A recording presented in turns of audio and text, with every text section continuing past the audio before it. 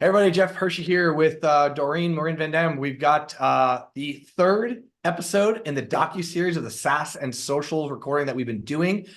We actually are right past day 90 of the recording. And to celebrate, we decided to wear the same outfit without telling each other. So this is one of those things where it's like, oh, you wore the same dress to the prom as me? Oh, I almost changed because I got a closet right there. But we're like, no, you know what? We're going to keep it. It's just the way it is. I don't ever even really wear red, which is funny, but it worked out well. We've got some really cool updates and things of what we've been doing over the last 3 months. We've made some wins and some gains. We found some things that aren't working. And then I can tell you for sure that as you watch the rest of this episode, you're going to learn some things that I've been doing or that I've essentially grown from this process, because things are starting to really pop and pop up for us. It's just like going to the gym, or if you want to run a marathon, you don't get to decide the week before the marathon that you want to start running 26 miles. You've got to do it and then start building the consistency from there. And we are starting to see the fruits of our labor. And that really boils down to one of the big things for you, Doreen, which is data, right? How are we doing and what have we done since from 0 to 90? So the data is giving us a lot of great takeaways, right? So the first 90 days, and if you watch episode 1 and 2, we don't know what's going to work. We're brand new. We literally just launched it February 29th. So it's throw everything at the wall and see what sticks. And at day 90, we know what sticks. The biggest thing that we're going to change in the next 90 days, at the first 90 days, the content I created was content that I thought our audience would like, but I didn't know where or on what platform.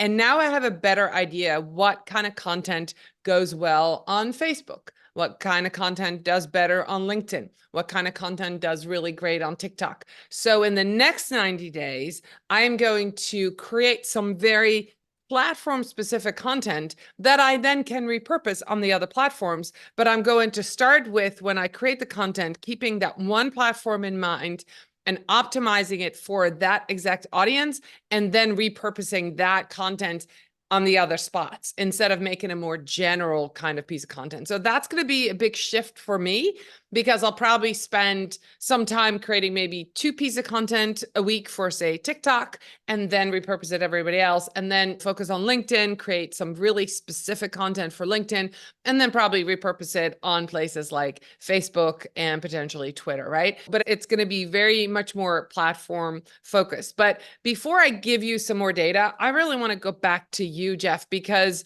I think you have seen in the last 90 days a lot of opportunities. Yeah. And so let's talk about on your end. So you're creating videos, you're literally just throwing them in Slack or throwing them in a Google Drive for me. I do all the magic, but what are you seeing?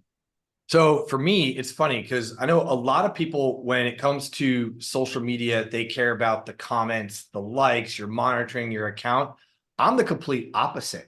All I'm doing, and it's funny because I've got like my brother-in-law goes, oh, your fancy little dance TikTok videos. And obviously I'm not dancing on TikTok, but that's like the general thought of TikTok, right? You're doing, I don't know, choreography or whatever. And like he made a comment to me yesterday about something for that. Or like all of a sudden family members and friends are for like, hey, this is you. Or I'll see like, I've got stuff that's posting on my Facebook account, like for my page and people I haven't seen for. But for me, what it's really done is I've put myself in I'm really good at content creation. I've got lots of things I want to share, and I've got a list of 150 things that were already sitting there. As I like to call them flybys, short thoughts or education piece or a lesson learned or something like that. So to get myself to a point where I've been comfortable with this, because I can get on a webinar and do whatever, is I just popped open the video and started just recording and talking about a topic and not really worrying about anything else. Hit start, hit stop, and I ship it off. I literally don't do anything else. From there, I hit it to you, Doreen. I actually sent it to you on Slack, but I think it's really important. If it goes to the Facebook group, because I do have a private Facebook community that I share this with, it goes up there as well. And then I throw it into a Google Drive, and I don't know if I'm going to see it on Instagram. I don't know if I'm going to on Facebook. I'm seeing it on TikTok or whatever it is.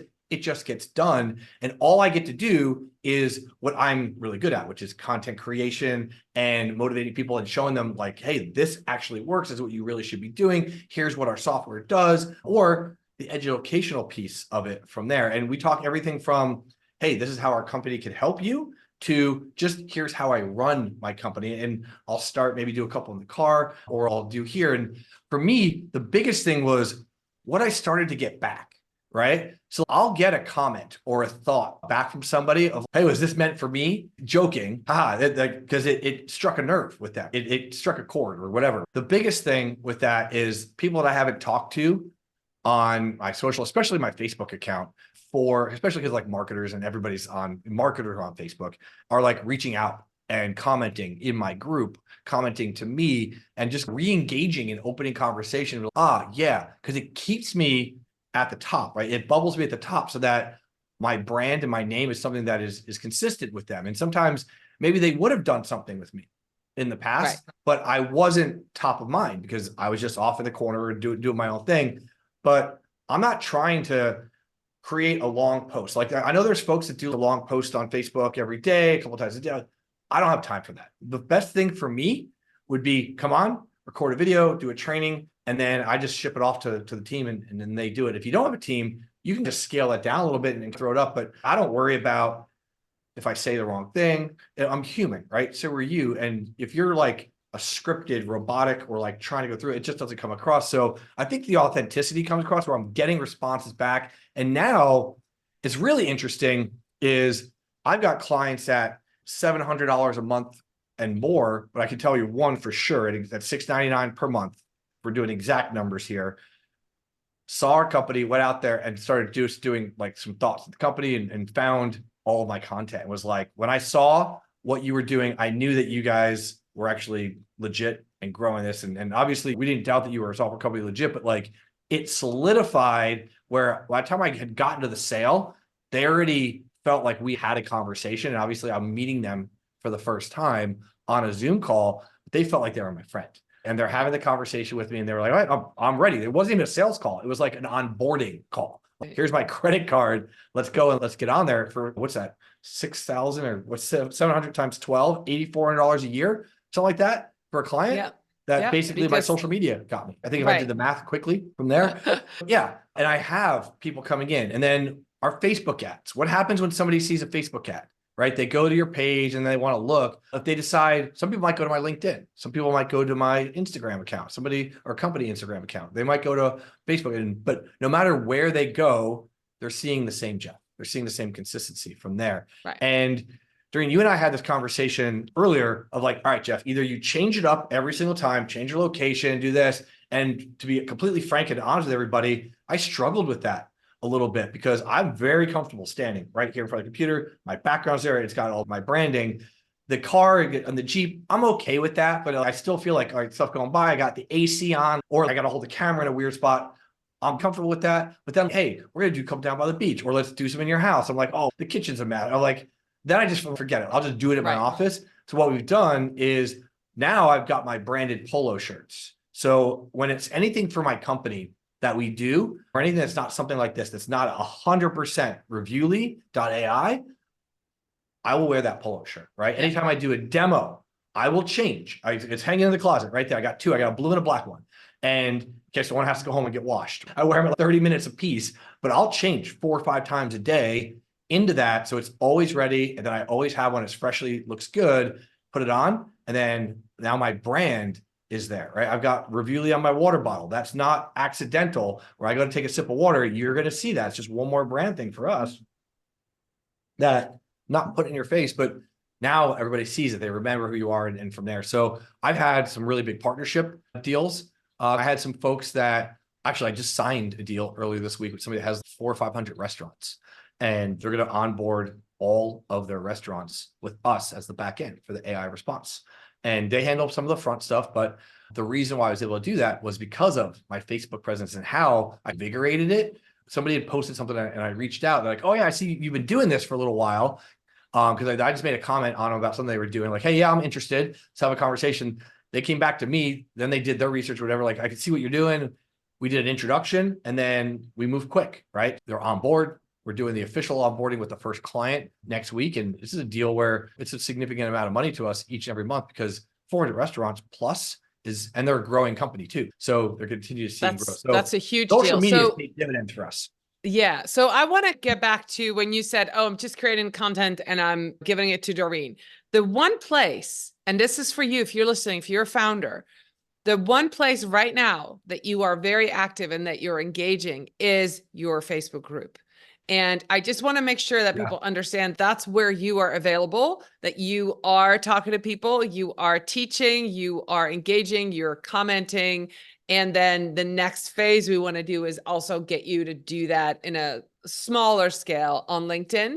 So you're not present. Some of it I'm doing and helping, and I'm also the admin on the Facebook group, but you are in there. It is you that they get. Just like on the demo, you are also the one who's in the group. And I just wanted to make that clear because I think it's important to not hide behind either a brand or a corporation or a spokesperson all the time. I think it was very deliberate when you and I were talking initially, when we talked back in November, December, you were like, oh, I don't need to be visible. And then when I did your strategy, I'm like, I think you do. And you was like, okay, I'll do it. I'll do it. And I think it's paid off huge because if we just had only our Reviewly logo and we didn't have Jeff Hershey to also be out there, it wouldn't be the same. It wouldn't be the same. We wouldn't see the same results. And you certainly wouldn't be getting this feedback and people wouldn't be coming to you with these deals because no matter who you are, if you're B2B or B2C, ultimately we're human to human.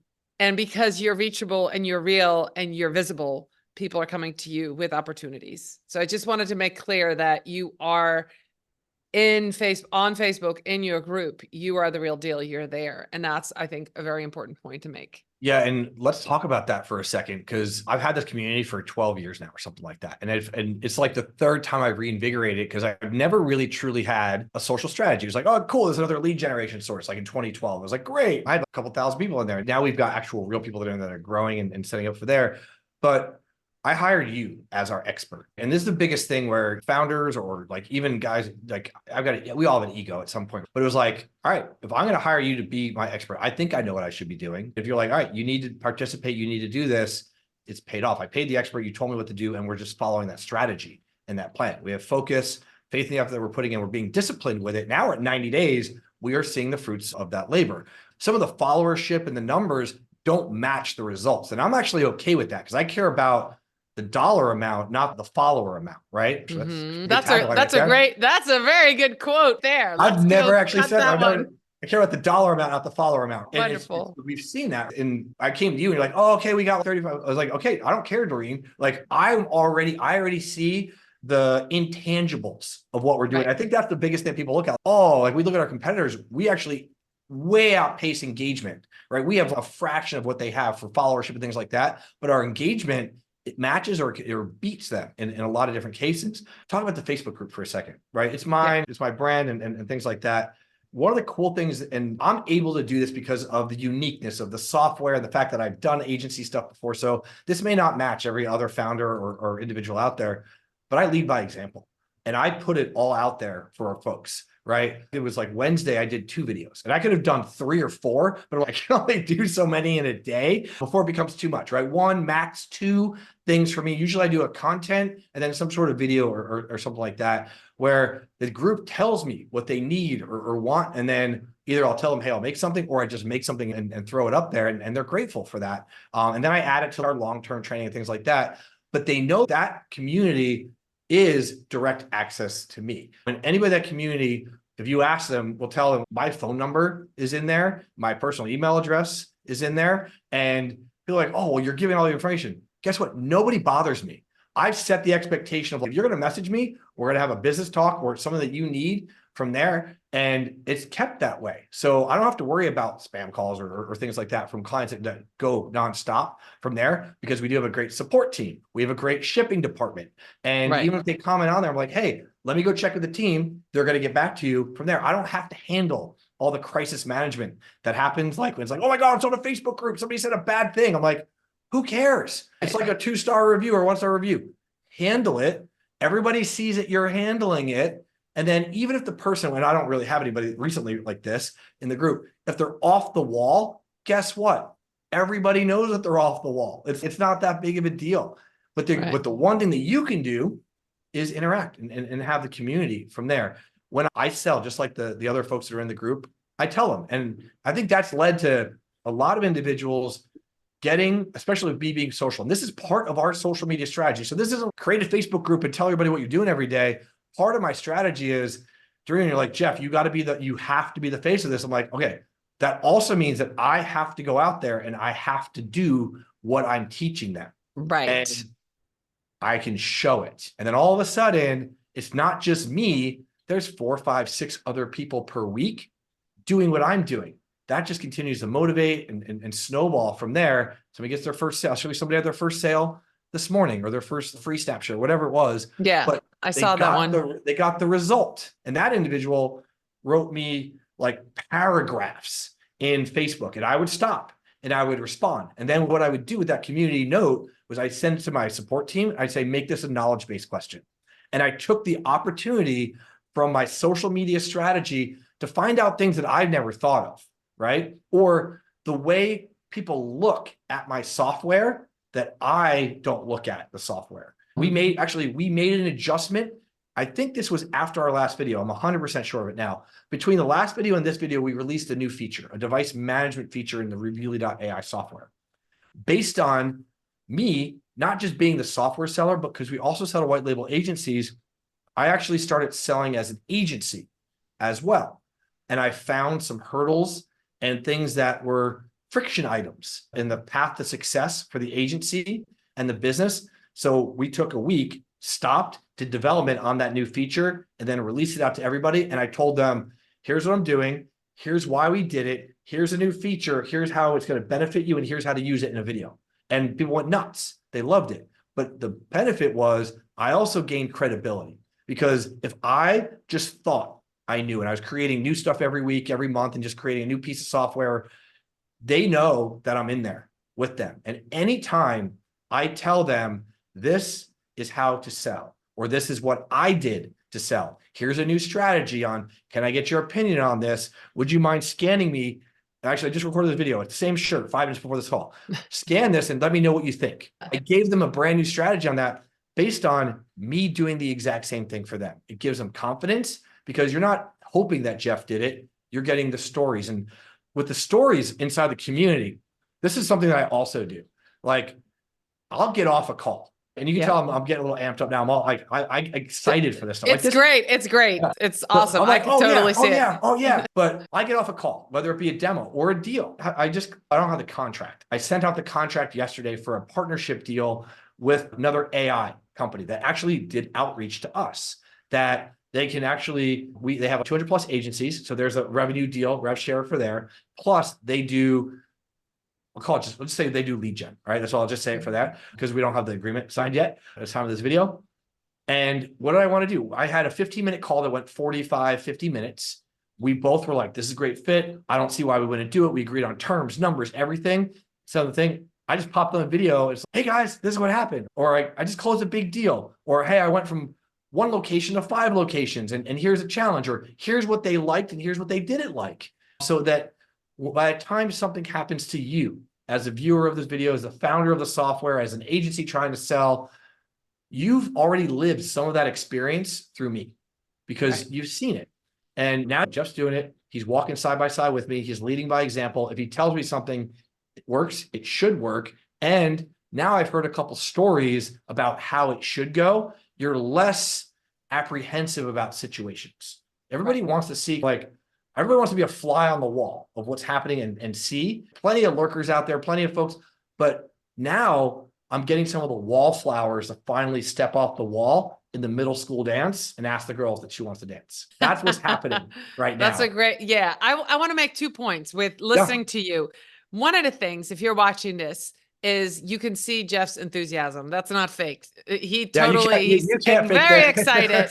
Which is something that, as a social media manager and strategist, that's hard to bottle, to get that from anybody who's doesn't have a stake in the game, right? This is high stakes for you. This is your company, your baby, you build it. So that's one point. The other point is that if you listen to what Jeff said, he's listening to his community. So social listening is a really important part. It's not just looking at data, but it's listening to what people are saying online, what questions they're asking, and using that information to put out better content. So if you're not social listening, you got to start doing that. And then the third thing, the magic that's happening in the group, and Jeff, you didn't quite touch on that, but I want to say that, is that people are starting to talk to each other. A community is not about you as a leader at just telling people what to do. The magic happens when people in your community start talking to each other, and you can sit back and go, huh? Like a proud parent, right? The kids are playing together,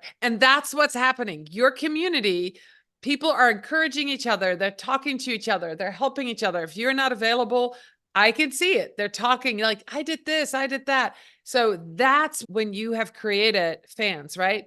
A fan base is where you don't always have to be present, but they're going to defend you. They're going to cheer for you. They're going to help you. And that's what's happening. That magic is happening in your community. So if you're stuck on a community, you might need to put a little bit of that effort in, that what Jeff's doing, but then get that enthusiasm going and get people talking to each other. And you get that from initially being present, being real, and show, and not just tell, but show people how it's done. And then you are building a tremendous community. And that's really cool. I got 3 points on that real quick. Number one, the strategy for me to do this, like this group could almost have been considered on life support. On like its second or third time, I talked about, I might not want it, might get rid of it, sell it, shut it down. And you're like, don't do that. Come on, dude. It's an audience fan. It's a fan base opportunity.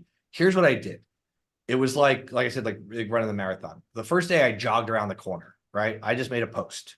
There was no strategy. You're my social media strategist. There was no strategy in my mind of you've got to post Monday, Wednesday, Friday at 8 a.m. And by Wednesday, you have the post ready by Tuesday. Look, I did it as I was available. There was 2 weeks ago or 3 weeks ago now that I was deathly sick. I could barely function. My brain was foggy. I'm trying to still do demos. I didn't post much that week. Maybe I threw up a video, or maybe I just did a quick little post or something. I didn't worry about it. But then like earlier this week, I could be doing 5 videos a day right now in that group. That's how busy and how many cool things I've got going on this week. I don't worry about it. Here's when I update, when I have something to update. That's it. And because now I've got other folks over time. And what I saw was slowly but surely, the activity level has gotten higher and higher. The engagement. I've got people that are posting up in comments. Like one guy just says, what is this? Question. I'm like, where have you been the last 90 days? Like literally, dude, what do you mean? What is this? This is a video that follows that video that follows that video. Like where this is catch up already. Yeah. Go like just scroll, like you'll see. And I fill up my own feed in there, but you know, I go there and I do comment and for there. So I don't have a set schedule. All I do is basically talk about what I'm doing right now. Sometimes I'm like, oh man, I should have recorded that. And I come back and do it. Or I get excited like I am now. And like, I want to get this in the group. I want to get this in the group from there. I don't have set hours or day. I treat my social media like email, or if I ever check my email. So I got one Gmail account, but all but one email goes into, and then that's like my work spam email where like I'm subscribed to lists and things like that. Some newsletters. I go check that and I check Facebook, and that's it. I don't get a ton of DMs. I do accept friend requests. And the minute I get that spam bullshit, like friend request that then says, hey, how are you? Check out my crypto wall. I'm like, bye, you're gone. Yeah. So I've been hesitant. I've been testing around that a little bit. And same thing in the Facebook group. Like we don't get a lot of spam or things, but I'll catch it maybe a day later or a couple hours later, and I'll just block and get rid of the person. I've done the same thing. If you're a community, like, the community knows it's BS. It's like, it's from there. But like on the weekend, sometimes I don't check it for Saturday or Sunday. It kind of gets handled. But I've set the expectation of, look, I'm reachable, but I'm also a human, right? And the other thing too is, if you look at my social media, you look at my actual Instagram account. I think I posted last week. I did a story this week once because my wife's dog she brought in had puppies. And then I don't know the last time I posted on my actual Facebook account. I think maybe when we launched our Reviewly shop, right? Right. So you don't have to be like, my profile is, I picked a specific set with our strategist here to go through. We're going to grow our community, and then we're going to basically expand the Reviewly.ai brand around all these other assets. And then we're going to look at the data and decide what we're going to do from there. I can tell you right now, the data says I'm 100% all in on this community. That's the biggest thing that I have right now. Yeah. And then we branch out from there. And then that's where you come in. Of we have a weekly meeting, you give us our updates, and then we take a look at the numbers and we really let the data decide. Yeah, no, it's been really fun to see it and see this community that was, like you said, on live support just take off. People are in there and they get swept up in the enthusiasm of what are you selling? What are you doing? And then people are telling each other, go do this, go order this. And it's really inspiring. It's really fun to watch it and to see Reviewly do well in there. But people also look to you as a leader, Jeff. That's what you are of the company, but also in that group. And every group needs to have somebody who's recognizable. And I knew if it was going to be me, that wasn't necessarily going to be the right. I'm not a salesperson. I might be a social person. I'm not a salesperson. Yeah, and it's so, funny. I'm a salesperson. I'm not a social person. Unless you're in my like inner circle of friends, like I'll sit somewhere like I won't talk to anybody. Yeah. But then you guys are like, but wait a minute, you're on camera. Look, this isn't fake. But I just don't sit and be like, oh, hey, like, I'm not really a social butterfly. It's just not who I am. I'm good at this, but I'm not good at that. Yeah, there's also the other piece to this. And if you're watching this and you're listening to this, that's something to keep in mind. If you're working with a founder who wants to have his or her own ego stroked, oh, I need this on their socials, or I need these numbers, or I need to be visible, or I want to get my own opportunities, that makes it a little bit harder. Jeff says, I have no expectations of my own stuff. I want to grow the company. I want to grow the community. But you're not saying, I need these kind of numbers. I want to grow my Instagram account. You're not worried about people watching you dance on TikTok, Nope. which we're not doing, by the way. Yeah. Might be in the plans in the next 90 days. I don't know. But no, we're not doing that. If we ever get the team together, maybe we will. We'll do something fun. Yeah, good luck getting my team to do that. Yeah, you've got a bunch of. There's a challenge right there. Yeah, you better be like 2 a.m. in the morning. Like, to get them to anything. All right. We'll figure something, maybe not a dance video. We'll figure something out. But I think that's another big point, is where some founders say, I don't want to be on video at all, or I don't want to be visible at all, it is a personal choice. Then other founders who are like, I want to be the face of the company and I want everything go through me. And then Jeff, you're like the ideal client to work with a strategist, where you're staying in your lane. You're like, I'm doing this, and what you're doing there is enhancing everything else we're doing. And yeah, it's been really fun. If you ever have a client like Jeff, if you're a social media strategist, I'll be like, yes, and I'm not looking for one. I've got mine. Don't worry. Yes. Yeah. So the other part that I just wanted to share, in the first 90 days, I'm testing heavily scheduling versus native uploads on TikTok. I have discovered, and most of you probably already know, definitely get more traction when it's natively uploaded. It's not sustainable long-term, but I've committed to 2 or 3 times a week going to TikTok natively and uploading stuff. And eventually it might be 5 days a week that everything that's going up on TikTok will be uploaded natively, just because you already know you can edit your covers, you can choose trending music. And so that's where we're headed. I had to do the testing. I had to make sure, but that's where we're going. And then LinkedIn is the winner as far as followers. That's where we're growing fast, which also makes sense. AI is huge. AI is just a tool. Makes sense that people are curious. That's where the professionals are. And as far as views and where we're getting the most traction, 100% YouTube. YouTube Shorts is huge. You might be watching some of this on YouTube itself, but also maybe to Shorts. That's where we're getting a lot of traction, lots of views. And so those are the winners. I'm very excited to see what's going to happen the next 90 days and how we're shifting some of the content, even the larger pieces of content, blog articles, case studies. We're bringing out some new things, and I'm very excited to see some of that happening. Cool. I'm going to wrap this up. So here's what I wrap up with. 3 big things for me. 3 big takeaways. I think it's for the sum of this: data over ego. Okay. We came into this. I was like, hey, you're the expert. You tell me what to do. And then we're going to test it. We don't know. And we're going to adjust from there. If you ask me how many followers we have, I have no idea. I don't look. I stay in my lane. I'm content. I hand it off. So I don't care. I don't worry. What I care about is ROI. Right now, there are intangibles with my ROI. It's not down to an exact data set right now, right? The data changes and whatever, but ROI is going to be huge. And you can start to see and feel that when the community alone the engagement that I have is well worth the investment of getting this in, right? And I've retrained and repurposed what I do on a day-to-day basis around my schedule. So where it's like, hey, I got a little spot. Let me just chuck something up there. Or if I have to make shorts for you, Doreen, I have a 2-hour block and I'll just literally put on the same outfit. I'll go bang and put 5 or 10 of them out. Or we did a QA, an FAQ video the other day. I recorded 5 minutes straight where I just read a question, answered a question. You just cut it all up. So I'm getting ROI out of every social activity that I do, whether it be tangible or intangible, but we can see that and you can feel it. I don't worry about what people say. I don't know how many likes I got. I don't know what comments are on any of my company stuff because it's just not me. It's not part of my thing, right? Because I care about what the data says over. I can go from there. And then I think the biggest thing, little key phrase out of this thing is dollars over followers, right? I care about what we're doing to help grow this company financially, because I can't put a follower into a bank account. It's great that I have that audience and I've got their attention, but are they buying from me? So I want real folks, real people from here. And we look at ourselves and our data of us in our space versus some of our competitors.